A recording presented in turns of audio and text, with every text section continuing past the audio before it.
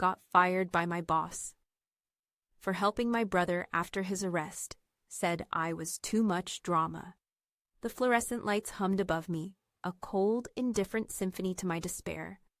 My boss, Ms. Eleanor Vance, a woman I'd trusted, had just handed me a pink slip. Reputation risk, she'd said, her voice devoid of any empathy. But reputation for whom? For her? And what risk? All because I helped my brother. But here's the kicker. I found security footage of someone deleting files from my computer just days before I was fired. And guess who it was?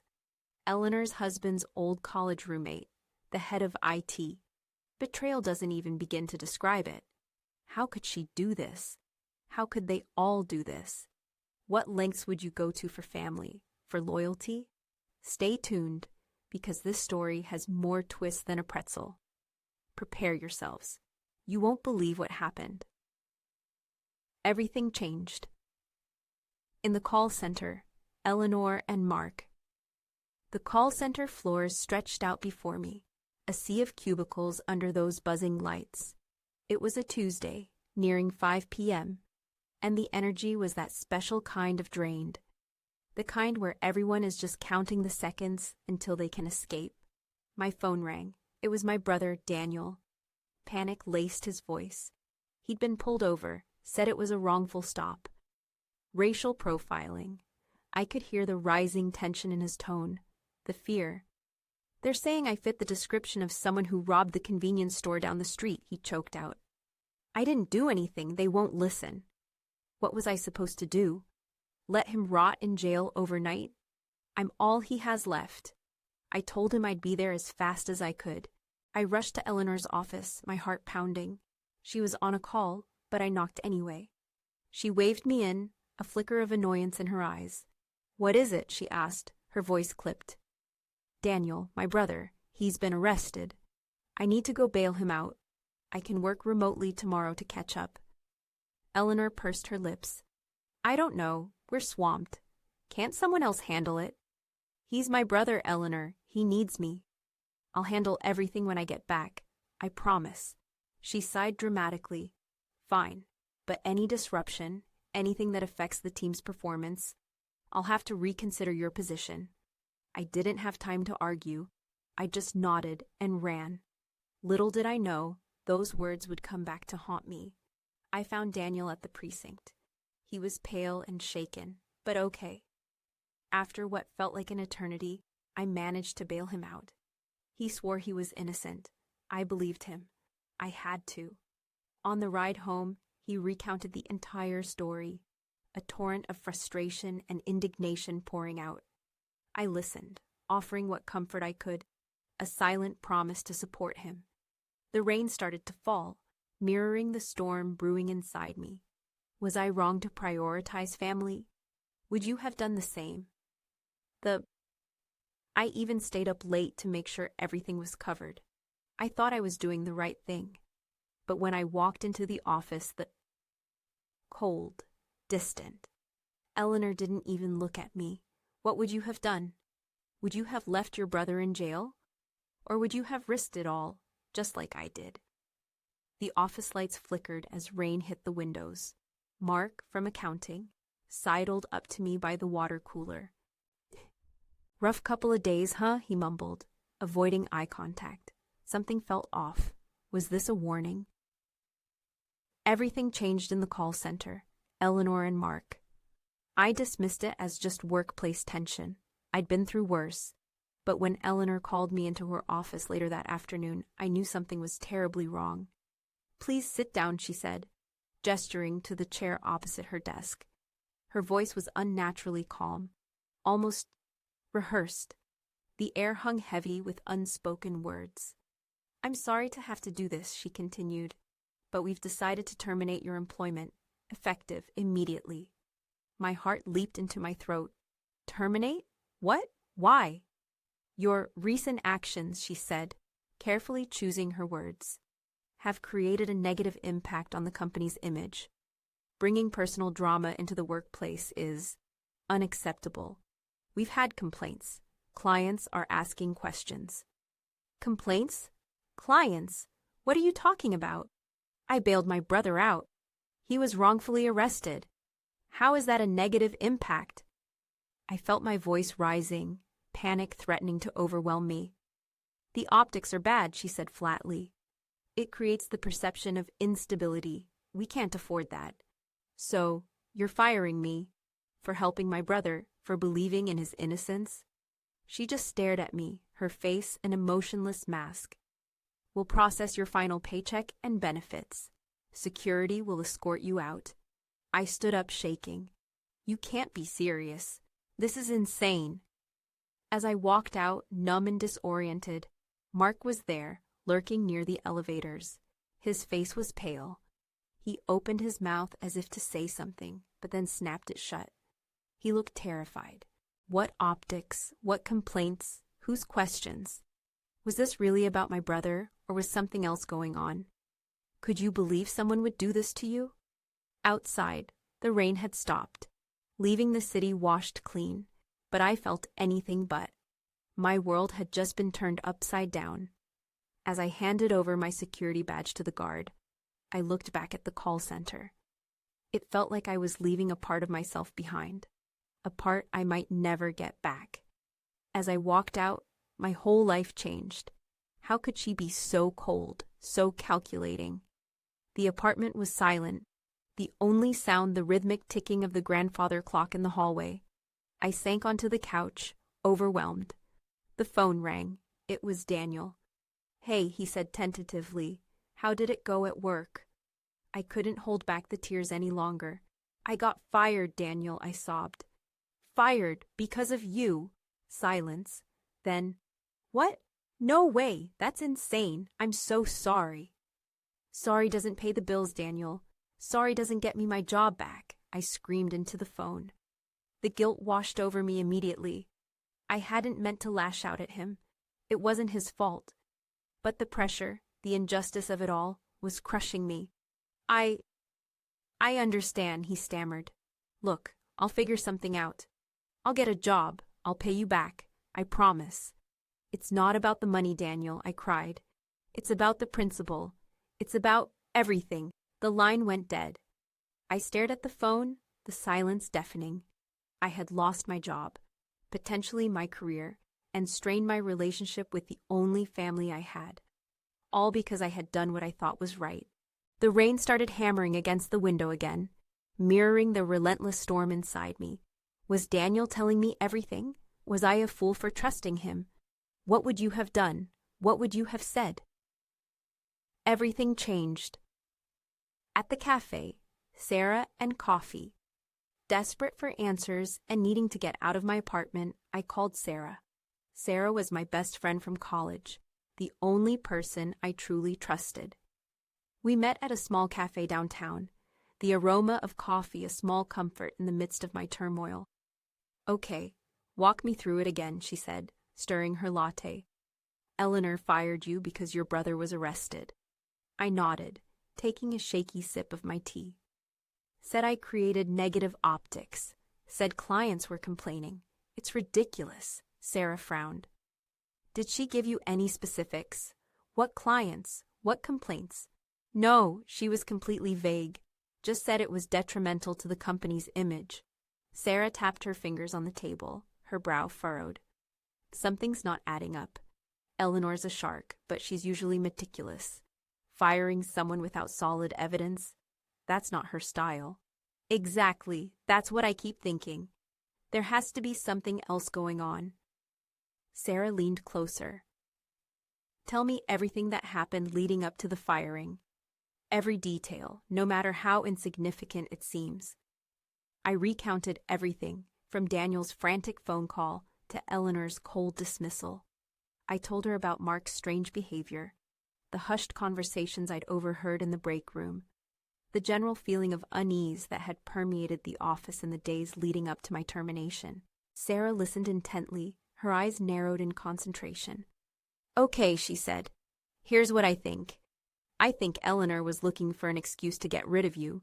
Your brother's arrest was just convenient. But why? Why would she want to fire me? Sarah shrugged. Maybe she sees you as a threat. Maybe you're too good at your job. Maybe she has something personal against you. The thought chilled me to the bone. Eleanor and I had always had a professional, if somewhat distant, relationship. I had never given her any reason to dislike me. Or had I? Could jealousy be the real reason? I don't know, Sarah, I said, shaking my head. It just doesn't make sense. We need to dig deeper, Sarah said, her eyes gleaming with determination. We need to find out what's really going on. I'm on your side. As I left the cafe, a sliver of hope flickered in my chest. Maybe, just maybe, I wasn't alone in this fight. But what did this all mean? What would Sarah find? The sun had disappeared, replaced by a sky heavy with clouds. The wind picked up, swirling leaves around my feet. The city seemed to be holding its breath, waiting for the storm to break. I had a sinking feeling that the worst was yet to come. Were Sarah and I in over our heads? Everything changed in the office, a hidden file. Sarah, resourceful as ever, suggested I try to access my old work computer. Maybe there's something there, an email, a document, anything that could shed some light on this mess. I scoffed. Are you kidding? I don't even have access to the building anymore. Security would never let me in. Leave that to me, she said, with a sly grin. I still don't know how she did it. Dressed in borrowed business attire, I slipped past security, my heart pounding in my chest.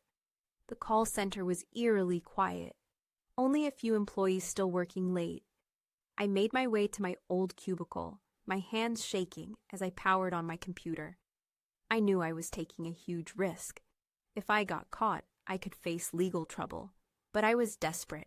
I needed answers. I started by checking my email, but there was nothing out of the ordinary. Then I remembered a shared drive, where we stored important company documents. I navigated to the drive, my fingers trembling as I clicked through the folders. And then I saw it. A file I didn't recognize. Project Nightingale. It was dated the day before I was fired. Curiosity overriding my fear, I opened it. The document was a performance review. My performance review. But it wasn't the review I had received months ago. This one was damning. It claimed I was consistently late, that my work was subpar, that I had received numerous complaints from clients. Every single statement was a lie, a blatant, malicious lie. Someone had fabricated this entire document to justify my firing. Rage surged through me, so intense it made me dizzy.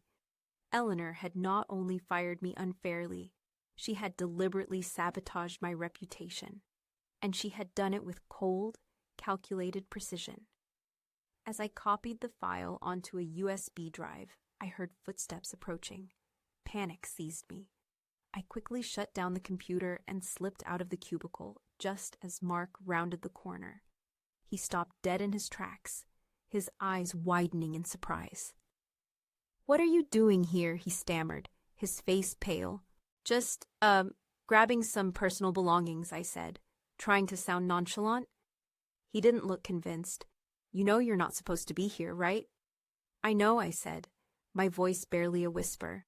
"Please, Mark, just let me go." He hesitated for a moment, then nodded slowly. "Just be careful," he mumbled, then walked away. As I hurried out of the building, I clutched the USB drive tightly in my hand. I had proof. Proof that Eleanor had lied, had manipulated, had conspired to ruin my life. But what was I going to do with it? Would anyone believe me? What was Mark afraid of? The city lights blurred around me as I raced home, my mind reeling. I had a choice to make. Expose Eleanor and risk everything, or stay silent and let her get away with it. What would you have done? Could you live with the injustice? Everything changed. At the apartment. Daniel's debt. The performance review was damning, but I needed more. I needed to understand why Eleanor wanted me gone so badly. I decided to start with Daniel. I knew he was hiding something. The guilt in his eyes, his evasive answers, it all pointed to a secret he was desperately trying to keep. I invited him over for dinner, hoping to create a relaxed atmosphere where he would feel comfortable opening up. He arrived looking pale and nervous, avoiding my gaze. So unsettled, I said, trying to sound casual. How's the job hunt going? He shrugged. It's tough. Not a lot out there right now. Yeah, I said slowly. It's tough out there for everyone. He picked at his food, barely touching it. The silence stretched between us, thick with unspoken words. Daniel, I said, my voice firm. You need to be honest with me. What's going on? He flinched, his eyes darting around the room. What do you mean? I said, leaning forward, that I think you're hiding something. Something that's related to all of this. He opened his mouth to protest, but I cut him off. Don't lie to me, Daniel. Not after everything I've done for you. He hung his head, his shoulders slumped.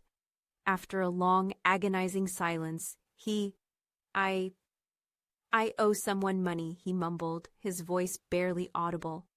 Money? How much money? A lot, he said, his face buried in his hands. I got into some trouble. Gambling.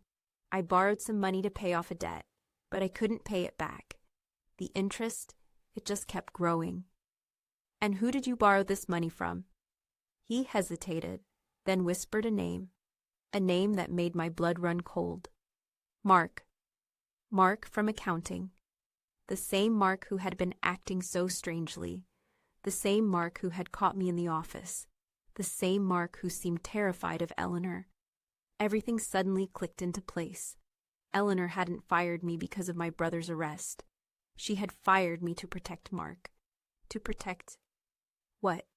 His secret? His involvement in Daniel's debt. How much money do you owe him, Daniel? I asked, my voice trembling. $50,000, he whispered. $50,000. That was a fortune. And Daniel owed it to a man who worked for my boss. A man who was clearly entangled in something shady. What was going on?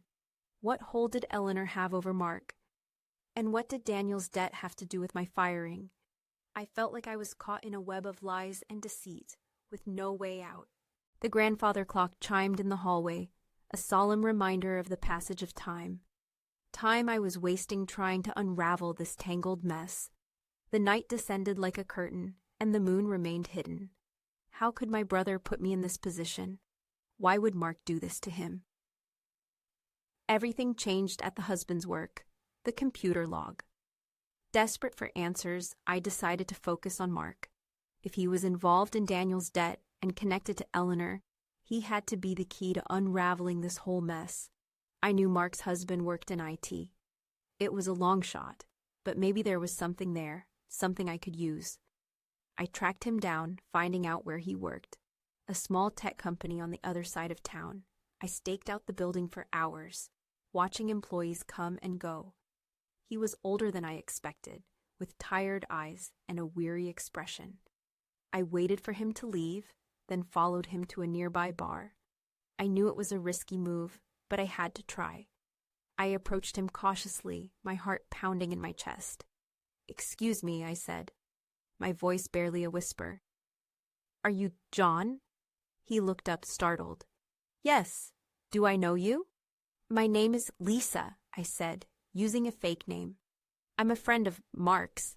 He frowned. "Mark? I don't think I know any Lisa." I need to talk to you about something," I said, my voice trembling. "It's about Mark and about his work." He hesitated for a moment, then gestured to an empty chair. "Okay," he said slowly. "What's this about?"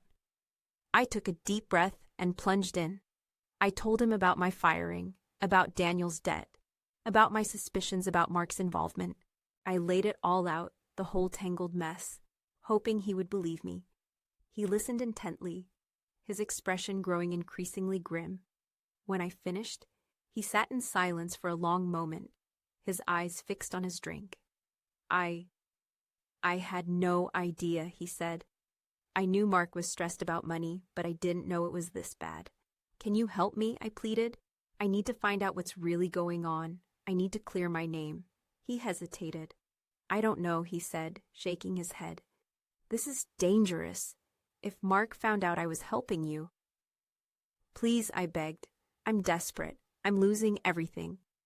He sighed, then looked me in the eye. Okay, he said. I'll help you. But you have to promise me you won't tell anyone I was involved. I nodded eagerly. I promise. I won't tell a soul. He had found something big. He had accessed Mark's computer at work and found a log of his internet activity. And there it was, a record of Mark accessing the company's security system, specifically the surveillance footage from the call center. Dates matched the days I worked late. Someone was checking the tapes and deleting something. And that someone was Eleanor Vance's husband's friend, John. I had proof that Mark was involved in something illegal, something that was directly related to my firing. But what exactly was he trying to hide, and why? I couldn't wait. I sent Sarah the log. The bar was dark, filled with the smoky haze of cigarettes and cheap beer. The air was thick with secrets. What had I unleashed? Was I closer to the truth, or had I just walked into an even more dangerous game? Everything changed with revenge. Emailing Sarah found something in her internet search that really worried me. She learned that John and Eleanor had been in business school together. They weren't friends. I have to tell John's wife, I said. She doesn't deserve any of this. Are you sure? Said Sarah. That's a risky play. I thought it over all night. She was right. It would be messy. But John was protecting a person who ruined my career and helping her ruin his own life. How could I not? I drafted a simple email with the details, leaving out the location of his home and the names of the tech company. I wasn't looking to hurt anyone, just get her on my side. I told her about Eleanor and his activities, showing the dates that he had visited. It worked. John's wife showed him the door. Did he confirm anything? I asked. Everything. He did it because he was helping Mark and Eleanor, who promised him a large business deal. So it all comes back to money. Money and favors, said Sarah. I now knew who deleted the files. I now knew who fabricated the performance review. But how do I prove they fabricated my review? I sent a message to Eleanor, letting her know I was going to expose her fraud to the police. I'm going to the police tomorrow, I wrote. I hope you're ready. She didn't respond. And it was quiet for 5 full days. But then Daniel called. The city lights glowed in the distance, a million tiny promises of a better life. Would I ever find peace? Would I ever get justice? I had all the tools, and they knew it. Everything changed in the courtroom. Taking back the truth. The day I walked into the courtroom was the day The air was thick with tension, the weight of the law pressing down on everyone present. Eleanor sat across from me, her face pale but composed. Mark was beside her, his eyes darting nervously around the room. John wasn't there. He had cut a deal for limited testimony. My lawyer presented the evidence meticulously, the fabricated performance review, the security footage logs, Daniel's testimony about his debt to Mark, John's corroboration of the events. It all painted a damning picture of Eleanor's deliberate attempt to sabotage my career. Eleanor's lawyer tried to argue that the performance review was legitimate, that Daniel's debt was irrelevant, that John was a disgruntled employee with a vendetta. But the evidence was too overwhelming. The jury saw through the lies. After what felt like an eternity, the verdict came. Guilty. Guilty of defamation, guilty of conspiracy, guilty of wrongful termination. A wave of relief washed over me, so intense it made me weak. I had won. I had cleared my name. I had exposed Eleanor's deceit. Justice had. As Eleanor was led away in handcuffs, she turned to me, her eyes filled with a mixture of hatred and regret. You haven't won, she hissed. This isn't over. I just stared back at her, my heart filled with a strange mix of pity and resolve. It was over, at least for me. But even as I celebrated my victory, I couldn't shake the feeling that something was still missing. Something unresolved. I had gotten revenge, but had I truly achieved justice? Had I made the right choice? The sun streamed through the windows of the courthouse, casting long shadows across the floor. The world outside seemed brighter, clearer, more full of possibilities. But I knew that the scars of betrayal would linger, a constant reminder of the darkness I had faced. I decided to settle out of court to prevent further family turmoil. As I went to start my new career, I focused on doing what was right, as that had served me right. Now I live in a different town and have a better job, although my brother Daniel continues to struggle. But he's trying, and I support him the best I can. So what would you have done? Would you have sought revenge, or would you have chosen forgiveness? Tell me what you'd choose in the comments below. Like and subscribe for more real-life stories. The legal bills were astronomical, even with the settlement. I considered taking a second job, but the thought of going back into a call center, of facing that constant pressure and scrutiny, made my stomach churn. I felt like I was constantly looking over my shoulder, waiting for the other shoe to drop. One evening, while sorting through a mountain of paperwork, I stumbled upon an old photo album. It was filled with pictures from my childhood, snapshots of simpler times. My brother and I, laughing and carefree, building sandcastles on the beach, celebrating birthdays with goofy hats and frosting smeared faces. A wave of nostalgia washed over me, followed by a sharp pang of guilt.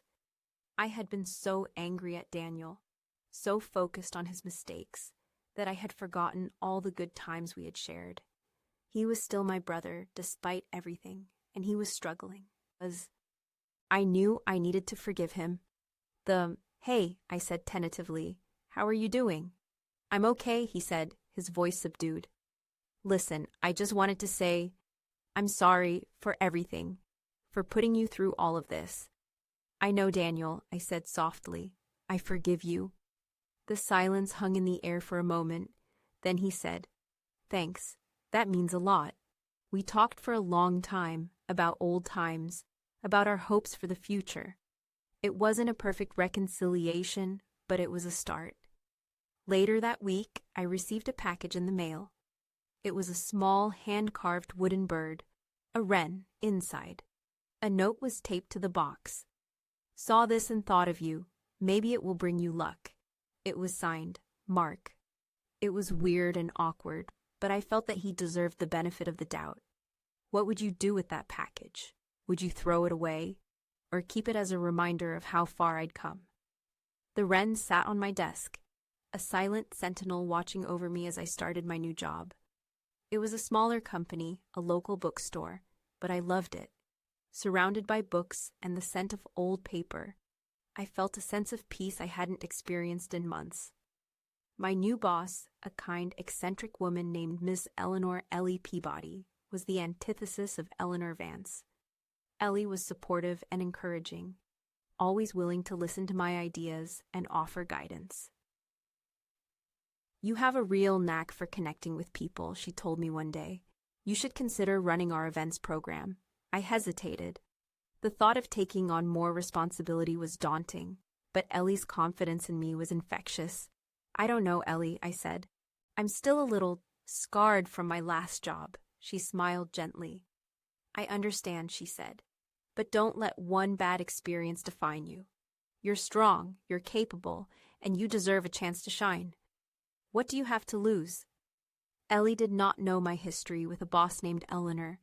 She just saw potential. What would you have done? Would you have taken the leap or played it safe? I decided to take a chance.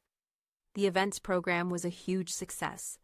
I organized book signings, poetry slams, and children's story hours, transforming the bookstore into a vibrant community hub.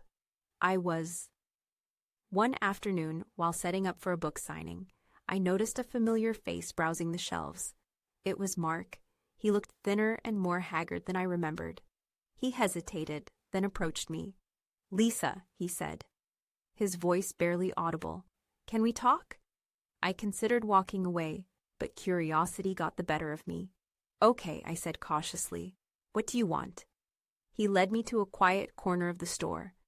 I just wanted to say, I'm sorry, he said, his eyes filled with remorse. For everything For what I did to you, to Daniel, to everyone. I was in over my head. Eleanor had a hold on me. She threatened to ruin my life, my family. I was terrified. I understand, I said, my voice softening. But that doesn't excuse what you did. I know, he said. I don't expect you to forgive me, but I hope, someday, you can understand. He paused, then reached into his pocket and pulled out a small, crumpled piece of paper. I found this in Eleanor's office, he said. It's a list of people she was targeting, people she saw as threats. Your name was on it.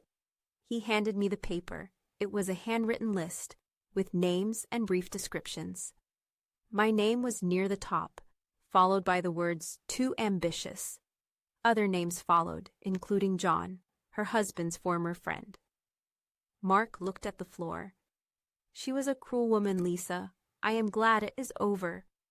The paper was another piece of the puzzle, further evidence of Eleanor's malicious intent. But it also made me realize something. Eleanor hadn't just been trying to ruin my career. She had been trying to control everyone around her, manipulating their lives to suit her own twisted agenda. It was a chilling realization. I looked at Mark, his face etched with guilt and regret. Thank you, I said, for telling me this, for giving me this. He nodded slowly. Take care, Lisa, he said. Then turned and walked away. I watched him go, my heart filled with a strange mix of emotions. Pity, anger, understanding, and a flicker of something else, perhaps forgiveness. What would you have done? Would you have accepted his apology or held on to your anger? The store bell jingled, announcing a new customer. I took a deep breath and pasted on a smile. It was time to get back to work. The setting sun cast long shadows across the bookstore, painting the shelves in hues of gold and amber. It was a beautiful evening, and I had a life to rebuild. I received a settlement payment in the mail that was less than expected. It had a brief note. Eleanor has filed bankruptcy. Mark and his wife are divorcing. John is struggling to find work. I never meant for things to escalate so far. It was signed by the lawyer. Bankruptcy? How could she file bankruptcy? It was a slap in the face, a final act of defiance. I felt cheated, robbed of the justice I thought I had earned. The legal fees had already drained my savings, and now, with Eleanor's bankruptcy, it seemed unlikely I would ever receive the full settlement.